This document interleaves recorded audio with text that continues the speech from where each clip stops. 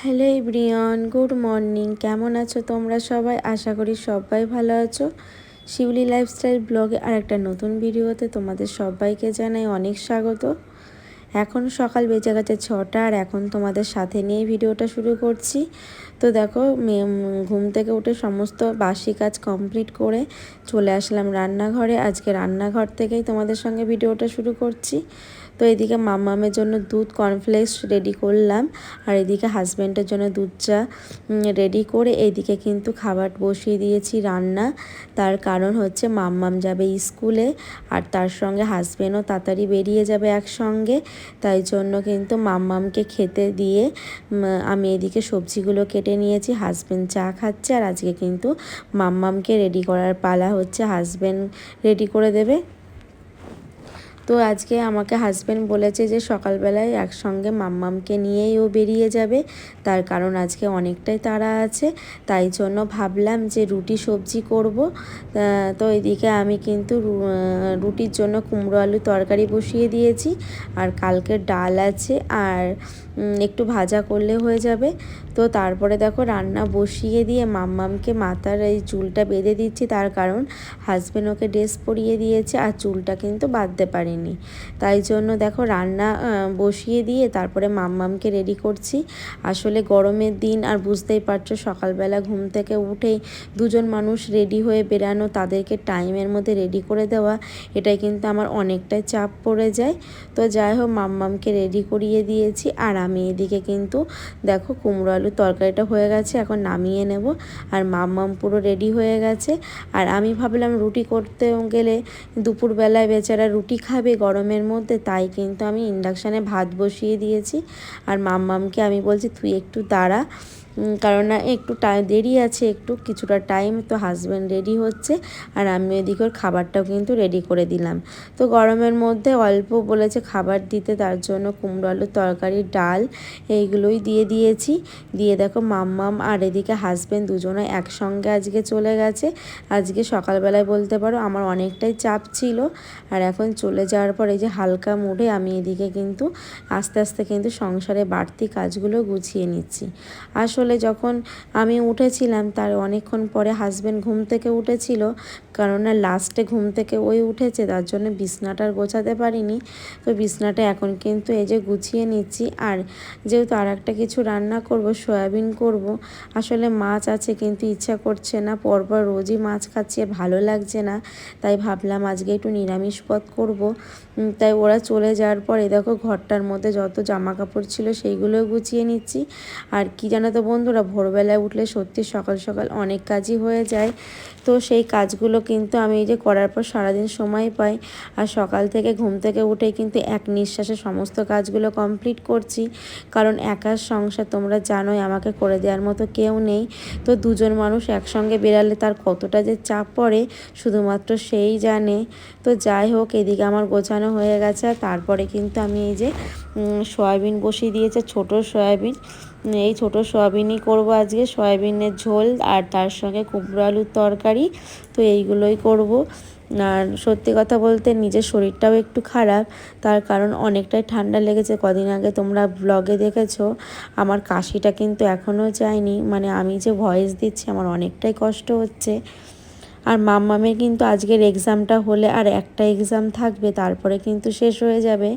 আজ বাইরে ভীষণ গরম বন্ধুরা, মাম্মামকে নিয়ে যখন বাড়িতে আসি তখন প্রচণ্ড শরীর খারাপ করে, সত্যি ভীষণ কষ্টও হয়। তো ঘরে বাইরে কিন্তু এক নিঃশ্বাসে এইভাবে আমাকে কাজগুলো করতে হয়। আসলে সকালবেলা হাজব্যান্ড মাম্মামকে স্কুলে দিয়ে চলে যায়, তারপরে ওকে স্কুল থেকে নিয়ে আসা, ওর পড়তে দিয়ে আসা নিয়ে আসা সব কিছু আমিই করি। তো এইভাবে বলতে পারো সমস্ত কাজ কিন্তু এক নিঃশ্বাসে করে ফেলি সকালের মধ্যে। আর দুপুরের জন্য আর ওয়েট করি না, কারণ সকাল সকাল কাজ হলে কিন্তু ভালো লাগে। আর যেহেতু গরম পড়েছে দুপুরে কিন্তু কাজ করতে একদমই ইচ্ছা করে না।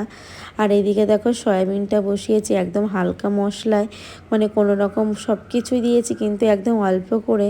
তো মশলাটা কিন্তু ভালো করে কষিয়ে নিয়েছি, নিয়ে কিন্তু তারপরে এই যে সয়াবিনটা না আমি এই যে আগের থেকে ভাজিনি, কারণ না এই ছোট সয়াবিনটা না ভাজা করে নিলে ভালো লাগে না। আর এর সঙ্গে মশলা দিয়ে যদি কষানো যায় কিন্তু নরম সব থাকে আর খুব সুন্দরও লাগে। তো এইদিকে কিন্তু আমি এই যে আলু তার সঙ্গে সয়াবিনটা ভালো করে কষিয়ে নিচ্ছি। আর তোমরা দেখে বুঝতেই পারছো আমার কিন্তু সয়াবিনটা মশলাটা কত কম দিয়েছি। আসলে গরমের মধ্যে বেশি তেল মশলা খাওয়াও ঠিক না, আবার কিছু কিছু জিনিস কিন্তু একটু মশলা না হলে ভালোই লাগে না, তাই আমি সেই বুঝে কিন্তু কমের মধ্যেই দিয়ে করার চেষ্টা করি। আর এইদিকে কিন্তু এই যে রান্না করছি, আর এইদিকে যে ওই বাসনগুলো ছিল গোছানোর সেগুলো গুছিয়ে নিচ্ছি। আসলে সকালবেলা এতটাই তাড়াহুড়োর মধ্যে ছিলাম, তাই জন্য কিন্তু এই যে বাসনগুলো গোছানো হয়েছিল না।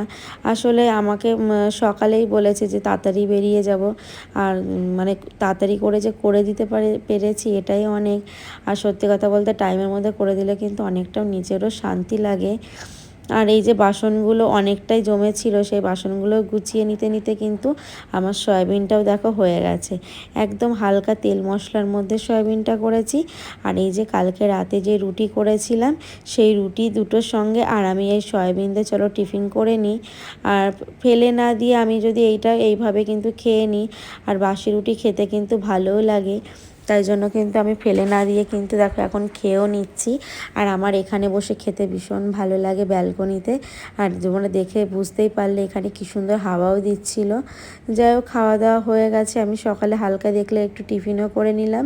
আর এখন এই যে রান্নাঘরটা সুন্দরভাবে ক্লিন করে নিচ্ছি। আর এখন কিন্তু নিচের ঘরেও যাব, নিচের ঘরটাও ক্লিন করতে হবে। আসলে কি বলো তো বন্ধুরা, একা হাতে সংসারে উপর নিচ করা কিন্তু খুবই কষ্ট। আর এইভাবে কিন্তু আমাকে ম্যানেজ করেই করতে হয়। আর যেহেতু ভাই বাড়িতে নেই, বাড়িতে গেছে, তাই জন্য কিন্তু হাজব্যান্ড এই যে টিভি দেখছিল কালকে রাতে, তো সেই জন্য বিছনাটা এরম অগোছালো হয়েছিল। আর সকাল থেকে আমি নিচে আসতেও পারিনি, তাই জন্য কিন্তু এখন এসে গুছিয়েও নিলাম। নিয়ে দেখো স্নান করিনি বন্ধুরা, কারণ মাম্মামের তাড়াতাড়ি ছুটি হয়ে যাবে। ওকে নিয়ে এসে একবারে কিন্তু ওকে স্নান করিয়ে আমি স্নান করে পুজো দিলেই কিন্তু আমার কাজটা কমপ্লিট। তো এখন একটু সানস্ক্রিন নিয়ে নিলাম, আসলে বাইরে ভীষণ গরম, তো ভীষণ গরম এই জন্য। আর ওই জন্য স্নানটাও করলাম না, বাড়িতে এসে স্নান করলে কিন্তু হয়ে যাবে। আর কি জানো তো, স্নান করে যদি বাইরে যায় না এত পরিমাণে গরম, ভীষণ কষ্ট হয়। তো বন্ধুরা তারপরে বাড়িতে চলে আসলাম, তোমাদের সঙ্গে আর ভিডিওটা শেয়ার করিনি, কারণ বাইরে কি গরম জানো না, আমাদের এখানে কলকাতায় ভীষণ গরম। তো যাই হোক, এসে মাম্মামকে ফ্রেশ করে আমিও দেখো ফ্রেশ হয়ে গেছি, চোখে মুখে জল দিয়ে নিয়েছি, এখন একটু টিফিন করব, তাহলে চলো। তো এইদিকে দেখো তরমুজ কেটে নিয়েছি, আর এই তরমুজ আমি আর মাম্মাম খেয়ে নেব, আর কিছুটা ফ্রিজে রেখে দেবো, এতটা তরমুজ তো খেতে পারবো না। তাহলে চলো বন্ধুরা খেয়ে নিই। তো বন্ধুরা খেয়ে দিয়ে রেস্ট করার পর মাম্মামকে স্নান করিয়ে আমি দেখো স্নান করে একবারে ঠাকুর ঘরে চলে এসেছি। এইদিকে আমার কিন্তু পুজো দেওয়াও প্রায় কমপ্লিট। এখন কিন্তু মাম্মামকেও আমি কিন্তু খাইয়ে দেবো, ওকে হোমওয়ার্ক করতে বসিয়েছি যেহেতু ওর এক্সাম চলছে। তাহলে আর বেশি কথা বাড়াবো না বন্ধুরা, ভিডিওটা এখানেই আমাকে শেষ করতে হবে।